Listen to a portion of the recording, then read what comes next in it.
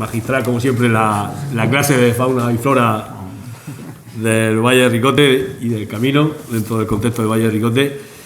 Y a continuación pasamos el turno de palabra al tercer ponente. Damos las gracias por estar aquí con nosotros esta noche, al doctor José María García Avilés, doctor en Historia por la Universidad de Murcia, y que nos hablará de la Orden de Santiago en el Valle de Ricote.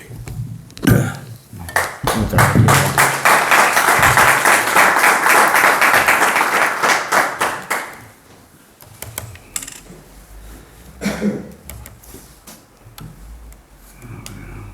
En primer lugar, muchas gracias por la invitación y felicitar a la organización por este tipo de actividades que son más que necesarias y más después del periodo de parón que se ha tenido en muchos aspectos y sobre todo el cultural, porque cuando las crisis aprietan, la cultura es la primera en pagarlo.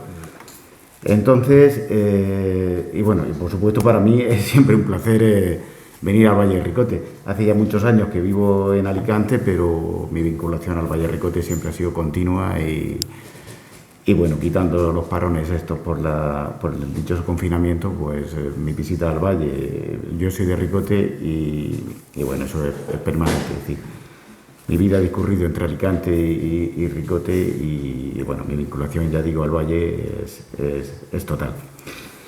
Vamos a ver brevemente lo que es la presencia de la Orden de Santiago en el Valle de Ricote. Es algo que es necesario estudiar muy en profundidad. Como comentaban los compañeros, la Orden de Santiago es quizá la gran desconocida. Y ahora verán hasta qué punto es la gran desconocida. Tuvo mala suerte la Orden de Santiago en el Valle de Ricote a la hora de conocerla. Bueno, en el Valle de Ricote y en Murcia. Desde mi punto de vista, el gran investigador que siempre fue de la Orden de Santiago fue Miguel Rodríguez, y primero la enfermedad y después la muerte nos lo quitó. Y no digo porque Miguel conociese muchas cosas, sino que sabía leer los documentos, sabía interpretar y sabía contextualizar lo que leía, y sobre todo escribía además muy bien. El trabajo está por hacer, gracias a trabajos como los que hace el personal de la Carraíla, otros investigadores, pues se va arrojando luz sobre este tema tan oscuro. Mirad si es oscuro el tema, que si analizamos la historia del Valle de Ricote, no hemos pasado, en la historia documentada me refiero, dejemos la parte de prehistoria, la parte de la que no tenemos documentación así fehaciente, cojamos la época que tenemos documentada, no hemos pasado 900 años de periodo musulmán. Nos hemos pasado unos 500 años solo, 500 años de periodo cristiano. Y la Orden de Santiago ha estado en el Valle de Ricote 600 años. Es la institución que aglutina los dos grandes periodos, el cristiano y el musulmán. Aún así, ya digo, es una gran desconocida. Cuando hablamos de órdenes militares, normalmente tendemos a pensar a idealizarlas. La Orden de Santiago, la Orden de Montesa, la Orden de Calatrava, la Orden del Temple, se prestan muchas películas. El ideal del caballero de la Edad Media prevalece muchas veces. La Edad Media, la verdad es que también es una gran desconocida, con una serie de tópicos que han llegado hasta hoy. La Orden de Santiago, ante todo, es una institución humana, es decir, con todos los fallos que tiene una institución creada por el ser humano. Y además tuvo un problema, y es que se extendió a lo largo de muchos años, con lo cual tuvo mucho tiempo para cometer errores. Si miramos la Orden de Santiago en un aspecto global, veríamos una figura totalmente rocosa, totalmente perfecta. Es decir, este balón puede representarlo en el sentido de las costuras bien cosidas, la forma perfecta. Esta podría ser la imagen que podemos tener de una institución como la Orden de Santiago, la Orden de Calatrava o la Orden de Montesa. Pero cuando aplicamos la lupa, pero sobre todo el microscopio, vemos los efectos del paso del tiempo, vemos los efectos de la actuación del hombre sobre el terreno. Esto que podía parecer un desprestigio de una institución como la Orden de Santiago es todo lo contrario. Es decir, pese a sus problemas, pese a sus debilidades, fue una institución que sobrevivió al paso de los años y realizó una serie de actuaciones que vale la pena tener muy en cuenta. Y en el Valle de Ricote, a las actuaciones buenas, en esta presentación que les voy a hacer, a la parte buena le voy a dedicar solo una diapositiva. pero es lo suficientemente fuerte como para contrarrestar el resto de diapositivas que le voy a mostrar, que es la parte oscura. Es decir, con una vamos a definir la parte positiva de la Orden de Santiago y con 14 o 15 vamos a definir la parte negativa. Y esa una va a valer por las otras 14 o 15. Hasta aquí podíamos terminar la presentación. Me dijeron una presentación corta, pues una presentación corta. Aquí lo podíamos terminar y ya está, ¿no? Pero yo qué sé, ya que la carretera de Alicante está un poco larga, es complicado venir, pues vamos a echar, y estoy a gusto en el Valle de Ricote, vamos a echar un ratillo más, ¿no? Algunas fechas para retener en la memoria. 1243, y que han salido ya en la presentación de Joaquín. 1243 es el año en el que el Reino de Murcia pasa a ser un territorio más de la Corona de Castilla. Es lo que ahora se llamaría un Estado libre asociado.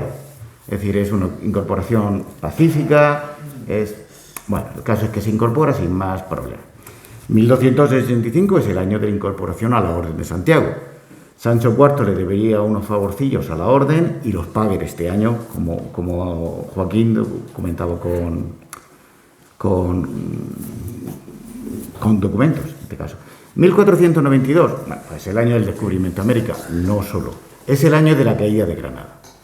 Ese año supuso un quiebro en la historia del Valle de Ricote.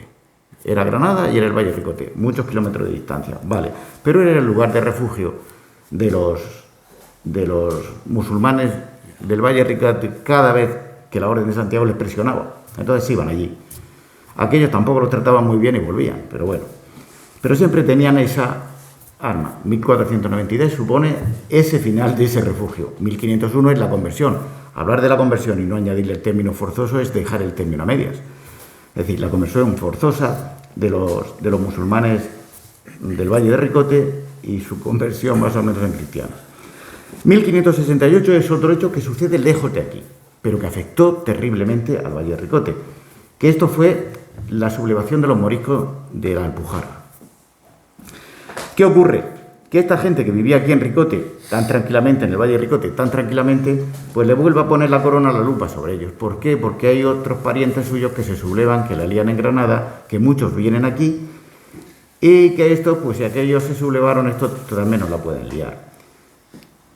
Ahí empieza la crisis fuerte que se intensifica en 1609 con los decretos de expulsión, de los que se libra, no sé todavía cómo, el Valle de Ricote. Sé los documentos que presentaron, sabemos todo eso, ¿vale? Pero ¿cómo un valle tan pequeño se libra de una expulsión tan grande? Influencia tenían. 1613 de esta no se libraron. Esta es la fecha del decreto definitivo de expulsión, dirigida exclusivamente a los moriscos del Valle de Ricote, y aquí sí los echan. Y 1721 y 1734 son las últimas visitas de la Orden de Santiago que de momento tenemos. Y es donde se ve la crisis final de esta gran institución. Como decía, tiene dos caras, la cara alegre y la cara triste. O la cara menos luminosa, pero ya digo, forman parte de la historia de la Orden y hay que abordarlas las dos. Esta es la diapositiva que les decía que va a definir toda la parte positiva de la Orden de Santiago. Y esta va a valer por todo el resto. Es decir, la Orden de Santiago es un equilibrio entre buenas actuaciones y actuaciones no tan buenas, pero no se trata esto no es un juicio ni mucho menos, y la historia, interpretarla con mentalidad del siglo XXI, pues es un disparate, ¿no? Entonces no vamos a caer en eso. Pero tengamos en cuenta que la Orden de Santiago, cuando entra en el Valle de Ricote, lo primero que hace es una incorporación progresiva a un nuevo poder dominante. Yo cuando hablan de convivencia de culturas, no me las creo, no por nada. Si hablamos de cohabitación, sí, pero de convivencia no. ¿Por qué? Porque el dominador, hay un dominador y un dominado, y el dominador siempre se impone. Esta gente viene aquí, se queda con el Valle de Ricote, pero deja a la población relativamente tranquila. Y esta gente sigue viviendo, haciendo sus prácticas tanto religiosas, agrícolas, todo, y se van incorporando de una forma muy suave a una nueva cultura. Unifican un territorio. Esto, hablar de unificación en el Valle de Ricote, a mí me parece un disparate. Pero necesitaba utilizar esa palabra. ¿Por qué? Porque el Valle de Ricote nunca ha sido un territorio unificado. Nunca. Piensen ahora. Ojos va por un lado, Ricote va por otro, Abarán va por otro, tal. Se habla del Valle de Ricote, pero unidad en el Valle de Ricote tristemente no existe. Y eso no es beneficioso para el Valle de Ricote.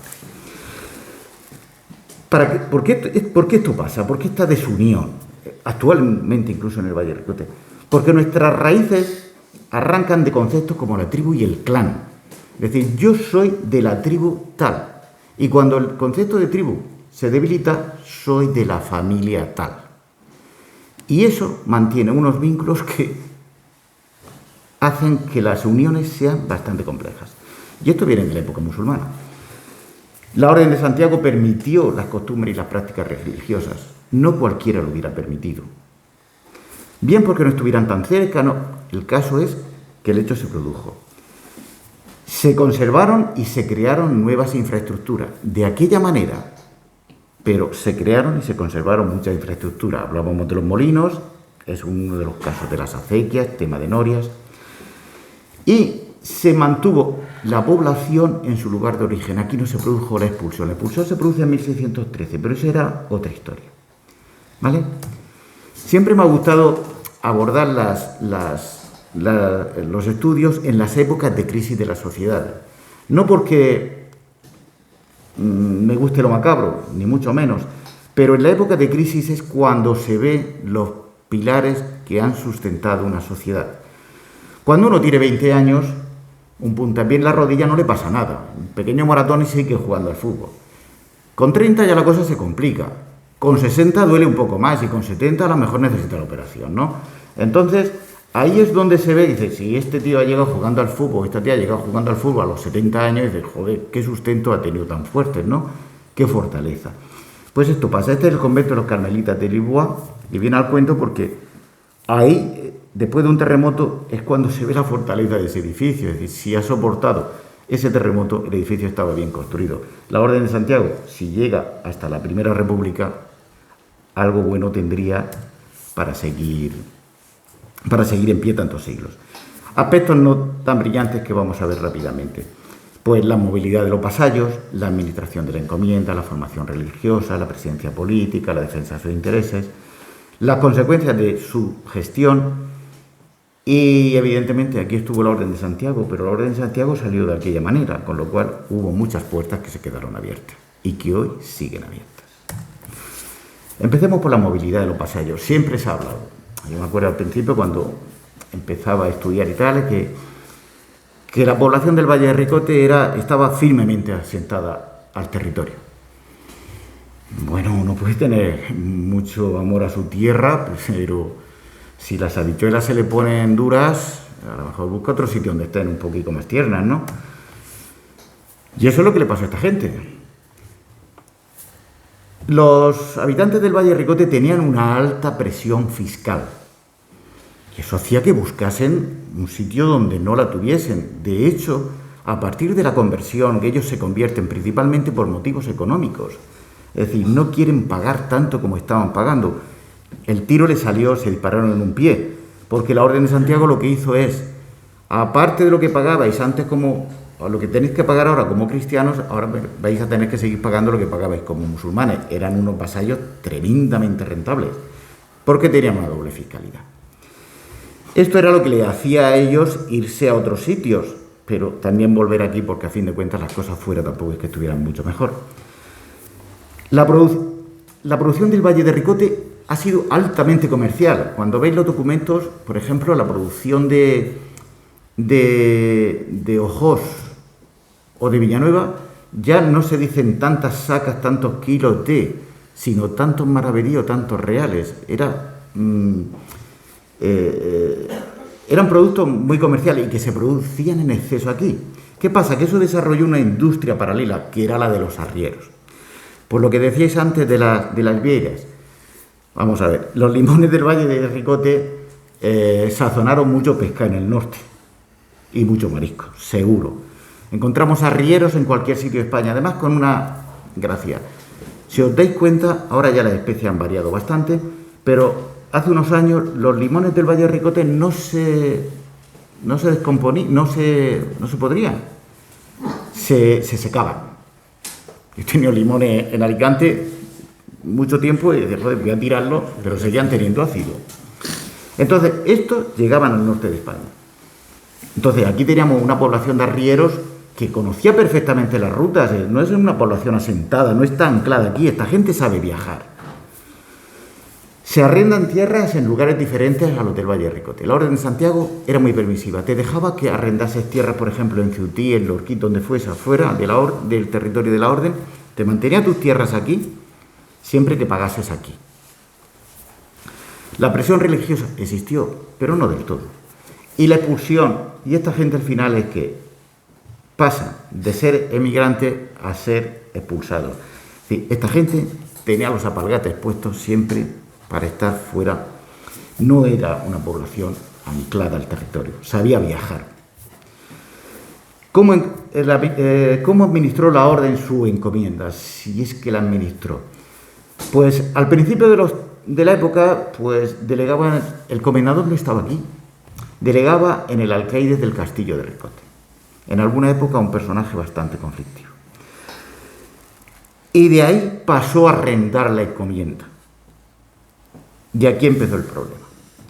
¿Y dónde estaba el comendador? Pues estaba en su casa, en su palacio, en su castillo, en Castilla o donde fuese, donde recibía los beneficios de la encomienda. Y aquí venía lo justo, como veremos. Con lo cual estaba incumpliendo un principio básico de la regla, y era residir en el lugar de la encomienda. Sabéis que la Orden de Santiago tiene una regla que se va más o menos adaptando a lo largo de los siglos, pero que básicamente los principios siguen siendo permanentes a lo largo de los siglos. Pero una cosa es lo que uno ha escrito y otra cosa es lo que se cumple. En cuanto a la formación religiosa, la Orden de Santiago tenía la competencia exclusiva de la formación religiosa del personal. Aquí el obispo no pintaba nada, pero claro, el obispo quería pintar, con lo cual la rivalidad con la diócesis fue permanente.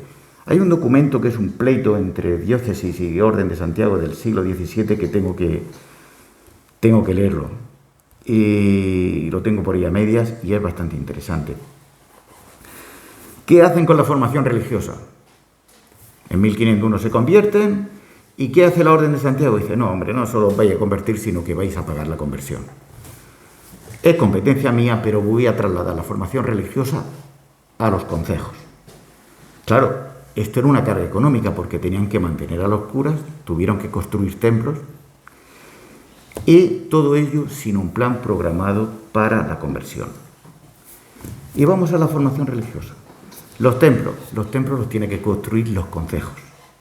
Imaginad 1501, conversión, y que les cae la orden de construir templos. Pues la verdad es que era una sangría económica. Además, con indicaciones precisas. Tenía que tener su altar, lógicamente, con lo cual incrementaba el costo.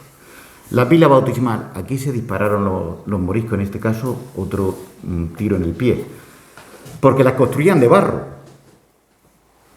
Pero claro, las construían hoy y aparecían rotas al día siguiente. Esta gente seguía siendo musulmana y cualquier cosa que le oyese al cristianismo pues no le hacía ninguna gracia.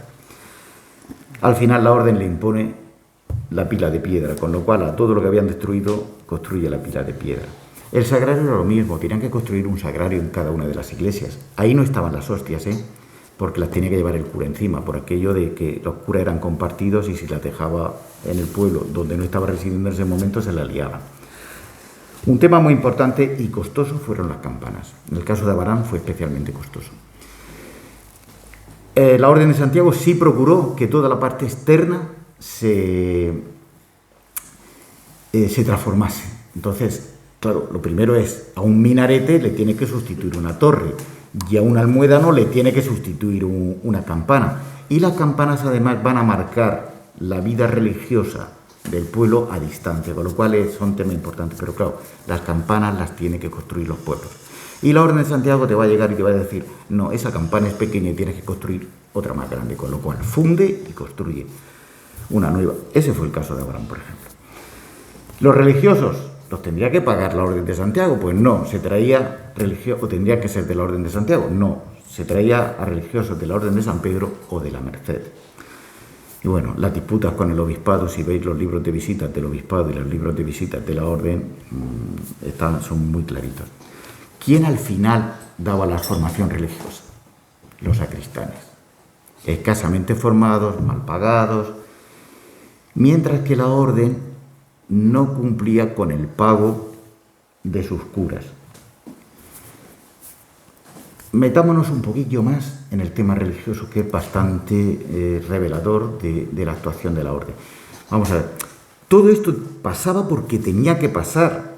La orden de Santiago estaba muy lejos, el maestre estaba, bueno, el maestre era el rey, ¿no? Pero que oficiales, es decir, los 13, sus consejos administrativos estaban lejos. Las vías de comunicación eran escasas o eran malas. El personal disponible era poco, es decir, el control sobre un territorio tan vasto como el de la Orden de Santiago no era un control fuerte, con lo cual hay muchas cosas que se escapan. En el aspecto religioso se le escaparon algunas de ellas. Mirad, se le escapó la penitencia, que es un elemento fundamental para el control de la población. Si hubiesen tenido un control de este sacramento, se hubiesen enterado de cosas que le hubieran sido interesantes. El matrimonio. Pues aquí la gente se amancebaba, sin ningún problema. Además estaba como bastante familiarizado. La Orden de Santiago da normas o instrucciones para que eso no se cumpla, no se practique. Pero, ¿quién lo cumple? La Eucaristía. Los domingos y fiestas de guardar hay que ir a misa. Pero estamos en una población también, estamos musulmana y agrícola. Es decir, donde las tareas del campo muchas veces tienes que hacerlas los domingos. La cosecha no entiende de lunes, de martes, de miércoles ni de domingos. Si te vas a Ricote y te toca el agua regarla en domingo, es un agua en propiedad y tienes que regarla en domingo. Es decir, que la asistencia a misa pues era bastante laxa. El bautismo y la Orden de Santiago tenía que estar muy pendiente por dos cosas. Primero, para que no se le aplicasen al neófito rituales de iniciación musulmanes, y después para que no se hiciesen prácticas que anulasen el efecto del bautismo. Evidentemente el tránsito de esta vida a la otra tenía que estar regulado. La Orden de Santiago dicta normas de cómo tienen que ser los testamentos. Esos testamentos van con muchas misas y esas misas hay que pagarlas, ¿eh? ¿Y cómo se tienen que enterrar? Pues sobre cómo se tienen que enterrar les voy a dar solo un caso.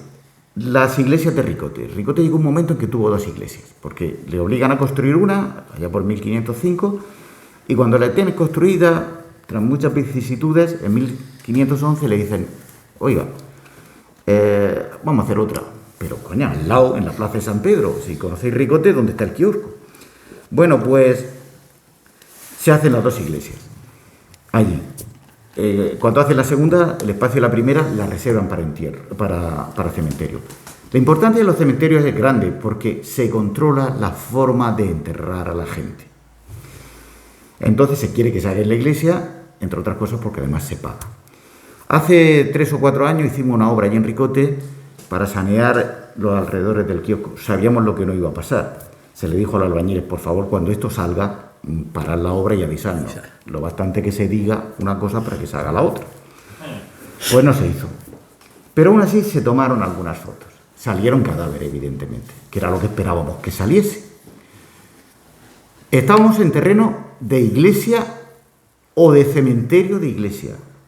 ¿Saben cómo estaban enterrados esos muertos dentro de la iglesia? ¿Con qué ritual? No hace falta, ¿verdad?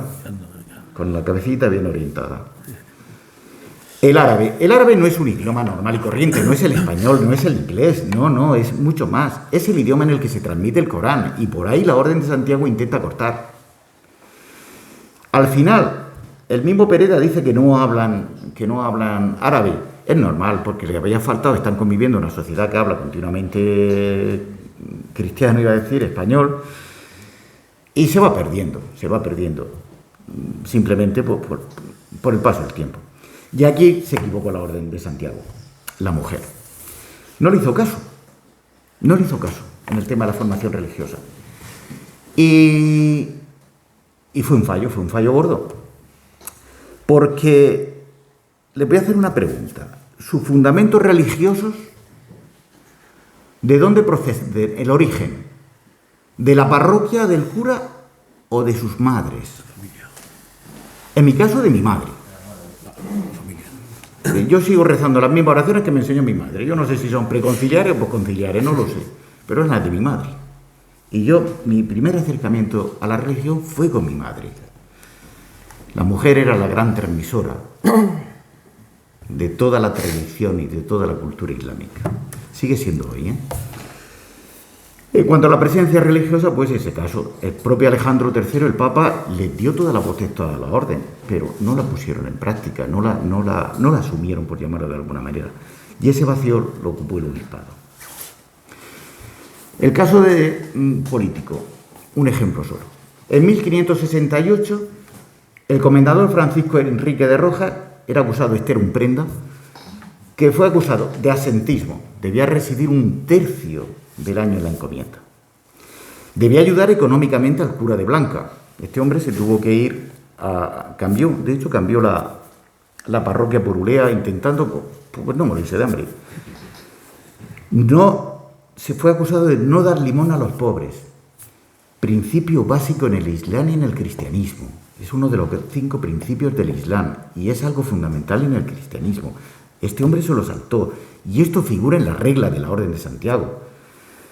Se le acusó de no mantener la infraestructura, el tema de las medias natas. Este es un tema bastante interesante, porque un nuevo comendador tenía que reinvertir los beneficios, la mitad de los beneficios de los 2 primeros años en la encomienda, en la reparación y el mantenimiento de las infraestructuras. Esto estaba muy bien, pero incluso aunque se invirtiese, claro, si te encontrabas fenómenos de estos que se tiraron 26 años, pues ¿dónde estaba el dinero o la inversión que había hecho en los 2 primeros años? Es decir, el edificio, las vigas de la almazara, por ejemplo, estaban descompuestas. Este caso es muy grave, el siguiente. No encargar las 30 misas por los caballeros difuntos. Misas que podían ser cerradas o abiertas. La diferencia es que las 30 las dijera seguidas el cura o le diese un pequeño descanso. Pero claro, esto generaba unos ingresos para sacerdotes de 1.000 o de 500 maravedíes. Era una cantidad importante. Se le probaron todos los cargos, pero solo pagó los 31.500 maravedíes a los pobres del valle. Vale, pero todo esto es fuera de la Orden de Santiago. Pero la Orden de Santiago tenía unos intereses que eran propios de la institución. ¿Cómo los defendió? Pues de la misma manera. Es decir, cuando se produce la expulsión, miraron para otro lado. Solo 2 casos. Juan de Ribera, este era el arzobispo de Valencia. Este fenómeno fue uno de los grandes promotores de la expulsión. Pero claro, era uno de los grandes propietarios también de Valencia. ¿Qué hace este hombre?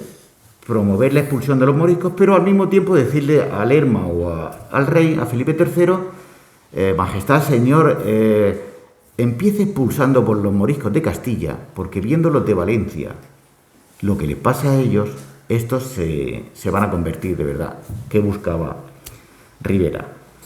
Primero, realmente la conversión, pero en segundo lugar, que no les tocase su mano de obra. Y en tercer lugar, que fastidiasen al otro propietario que tenía moriscos y se los quitaba. ¿Qué hizo paralelamente la Orden de Santiago? El caso del Comendador Mayor de León. Cuando el Consejo de Estado se sienta a debatir exclusivamente, que fue muy, muy importante, desde luego, el caso del Valle de Ricote.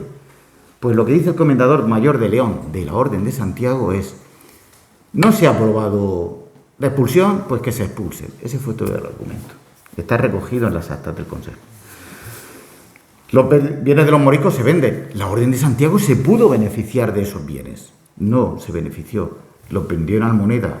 Vinieron compradores foráneos que los compraron. Pero cuidado, donde antes con 1.000 maravedíes compraban una taúlla, después de la expulsión en la subasta con 1.000 maravedíes compraban 4 taúllas y una casa. Y esa mala administración de sus bienes lo que hizo es que el origen fue una administración indirecta y distante, bienes comunes que eran de toda la comunidad que pasaron a propios y después a particulares, y la mala aplicación de las medias natas. Esas consecuencias se ven claramente en... La Orden ya tenía asumido, a finales de su periodo, en 1720, ya tenía muy asumido que había cosas que ya no podía controlar. Cuando hacen comendador a Lucas de Espínola, le dicen que entregan la encomienda para él o quien su poder tuviese. Es decir, ya está reconociendo que puede delegar algo que ya digo que va en contra de la propia orden y de la propia normativa de la orden. Las consecuencias son las que tienen ustedes ahí, pues esa destrucción de bienes de producción, esa delegación, por llamarlo de alguna manera, la pérdida de los títulos de propiedad, la apropiación de bienes, es decir, pues toda la descomposición que encontramos al final de esta institución. Las consecuencias fueron, pues, por ejemplo, tres pinceladas. En 1631 todos los inmuebles estaban destruidos o necesitaban reparación. Esto pasa después de la expulsión de los moriscos. No vieron las consecuencias. La visita de 1721, en la que dice que, bueno, que la causa es la no aplicación de la media annata, pero llegamos a 1734, que lo que se le encarga al comendador, al nuevo comendador, yo no recuerdo más, Lucas de Espínola, es, por Dios, recoge los títulos de propiedad, recoge las escrituras porque no tenemos ni papeles de nuestros bienes. Es decir, y bueno, la historia podía haber terminado en 1875 y después con la Segunda República, que es la liquidación definitiva, pero termina hasta hoy. No ha terminado realmente. Si tienen un rato, por favor, miren el plano 1.25.000 vigente del Instituto Geográfico Nacional. Se encontrarán que lo que indica en los límites de los pueblos del Valle de Ricote son límites provisionales. A la Orden de Santiago le daba lo mismo que la Sierra del Oro perteneciese a Ricote que perteneciese a Barán. Le daba exactamente igual, porque o le pagaba a Barán o le pagaba a Ricote. Ellos, como decía Joaquín antes, ellos tienen la propiedad, la posesión la tienen los pueblos. Me da lo mismo que me pagues tú que me pague el otro. Al final, cobro yo. Y esto está todavía por resolver. Hay casos bastante interesantes entre Ricote y Blanca, entre Ojose y Villanueva, entre Ricote y Abarán también. Siempre he comentado con mis compañeros la carreira que nos engañáis. Hay una concordia criminal que habrá que destruir el documento el día que se pueda. Pero bueno, es gracioso ver que todo el periodo de la Orden de Santiago sigue vigente hoy día. Y ahora sí, ahora es el final. Y